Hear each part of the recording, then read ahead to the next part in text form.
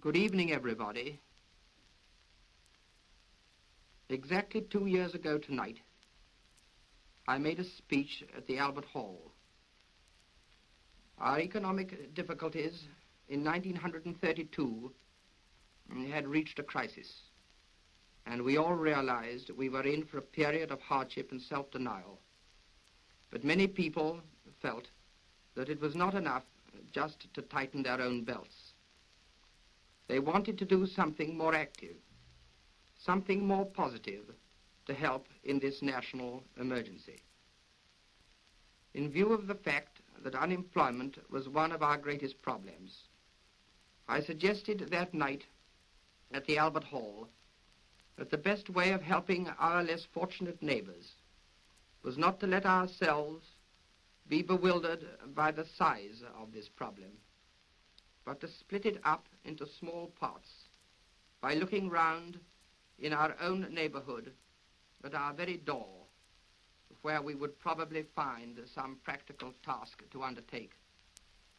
I pointed out that few of us were in a position to plan or carry out really big schemes, but that if everyone were to tackle some small piece of voluntary service, together we might achieve a good deal. I also emphasized that what was wanted was not just a mere flash in the pan, but a determined and sustained effort in the years to come. Last year I spoke from the BBC, where I am now sitting, telling you of the response there had been to my appeal for social service, and how I had personally visited many districts throughout Great Britain to see what was going on, and also to inaugurate a series of talks by Mr. S.P.B. Mace, which were entitled SOS, and which I hope you will remember. Well, I have again this last year continued my travels around the country, trying to encourage the activities that are in progress and to see for myself what is still needed. Although there has been some improvement in employment in some industries, the whole situation is still very serious. And although the more I go about, the more thankful I am for the voluntary activities that are in progress, I know that the real need is for regular work. That is what is wanted. And with some prospect of further improvement in trade, I urge most strongly that no opportunities of giving employment will be neglected or postponed. I say this because I do not want any of the people we are trying to help to run away with the idea that we are just satisfied in providing them with occupational centers and what they can get out of them, useful as they may be. No one wants to go on indefinitely mending boots or making bookshelves, and we realize that all these kinds of activities are only a stopgap. But another year's experience of traveling around has taught me above all that these so-called stopgaps have in most cases developed into a great deal more than that, not so much materially as creating a new spirit of good fellowship amongst all sorts and conditions of men and women. I am glad to tell you that today there are over 2,000 active voluntary schemes in existence all over the country, doing really valuable work in helping countless men and women who are unemployed to find something useful to do in the long empty hours of their unoccupied leisure, enabling them to learn for the first time the satisfaction of discovering all kinds of unexpected talents and new interests.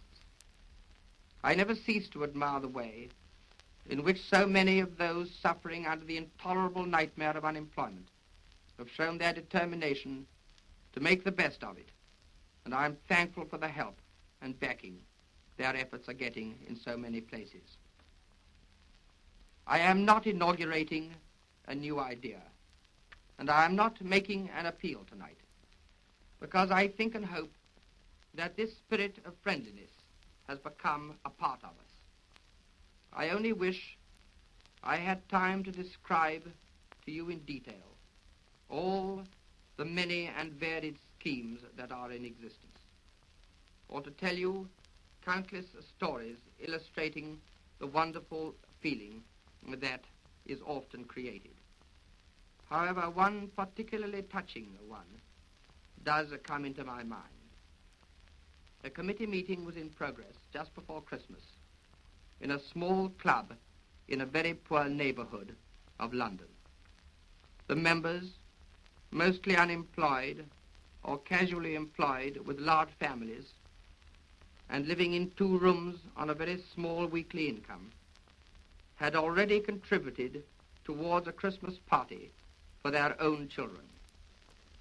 Further suggestions were called for by the chairman, and one man got up and proposed that another subscription should be raised amongst the members for another party for the children of people in the neighborhood who were even poorer than themselves and who had not the benefit of the club and its canteen. This was done. Surely such a story is enough to make you realize the need for further recruits to swell the membership of this great public-spirited movement, which is doing much to keep Britain the strong team that it is today. Now I want to make a few suggestions about activities in the future that are based on my own observations.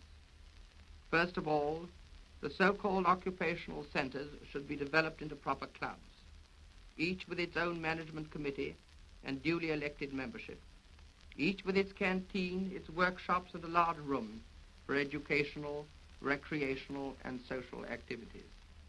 And in every local club scheme, we must remember those men that have families, and particularly their wives, for they too need the opportunities which clubs can give them. And the membership of these clubs should not be confined to people who are unemployed. Provision for the needs of members during periods of unemployment will of course be a characteristic feature. But we must not let unemployed people feel that they need separate clubs.